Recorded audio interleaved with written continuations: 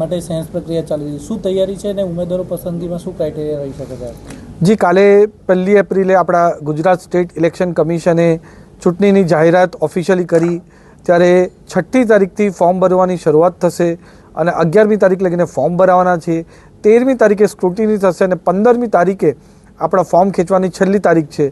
અને સૌથી મહત્ત્વનું 26મી તારીખે પૂરા ગુજરાતભરમાં તાલુકા પંચાયત, જિલ્લા પંચાયત, નગરપાલિકા અને મહાનગરપાલિકાનું સવારે 7 વાગ્યાથી લઈને સાંજે 6 વાગ્યા લગીને વોટિંગ થવાનું છે અને 28મી તારીખે કાઉન્ટિંગ થવાનું છે.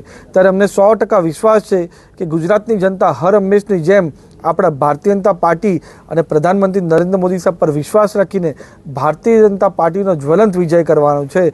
અને એ જ રીતે આ ઇલેક્શનની તૈયારી ભારતીય જનતા પાર્ટી બૂથ સ્તરે છેલ્લા કેટલા મહિનાઓથી કરતા હતા અને અલગ અલગ કાર્યક્રમ આના માટે પણ પૂરા યોજ્યા હતા.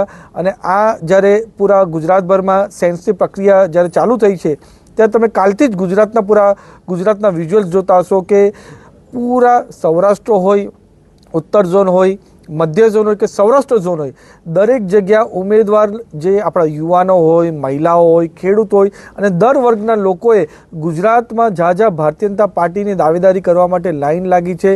સારા પ્રતિભાવાન યુવાન લોકો આના માટે ટિકિટ ભરે છે. બતાવે છે કે યુવાનોને પણ ભારતીય જનતા પાર્ટીને નરેન્દ્ર મોદી સાહેબ પર પૂરો વિશ્વાસ છે અને એના માટે ભારતીય જનતા પાર્ટીમાં વિશ્વાસ રાખીને એનો ટિકિટ માંગે છે. આવી જીતની લાઈન કોંગ્રેસ કે આમ આદમી પાર્ટીના કોઈ પણ દફતરે તમને જોવા ના મળશે.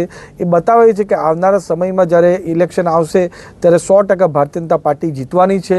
ખાસ કરીને 5મી એપ્રિલે પૂરા ગુજરાતભરમાં ભારતીય જનતા પાર્ટી બૂથ સ્તરે અભિયાન ચલાવવાની છે. બૂથે બૂથ જઈને અમે આ વિસ્તારક યોજના હેઠળ લોકો સુધી પહોંચવાના છે અને કેમ અમારા 5 વર્ષનો રિપોર્ટ કાર્ડ પ્રસ્તુત કરશું અને આવનારા 5 વર્ષમાં અમારે રૂરલ ઇન્ફ્રાસ્ટ્રક્ચર માટે તાલુકા પંચાયત અને જિલ્લા પંચાયત લેવલ પર શું કરવાના છે અને સાથે સાથે અર્બન ઇન્ફ્રાસ્ટ્રક્ચર માટે નગરપાલિકા અને મહાનગરપાલિકામાં શું કરવાના છે એની પૂરા રૂપરેખા પ્રસ્તુત કરવાના છે. અને અમને 100% વિશ્વાસ છે કે જે રીતની અમારી કેન્દ્ર સરકાર અમિત શાહ સાહેબ અને મોદી સાહેબની અધ્યક્ષસ્થાનમાં ચાલી રહી છે અને ગુજરાતમાં અમારા ભૂપેન્દ્રભાઈ, હર્ષભાઈ અને જગદીશભાઈ વિશ્વકર્માની અધ્યક્ષસ્થાનમાં ચાલી રહી છે, એ જોતા ભારતીય જનતા પાર્ટીનો જ્વલંત વિજય આવનારી આ સ્થાનિક સ્વરાજ્યની ચૂંટણીમાં થવાનો છે.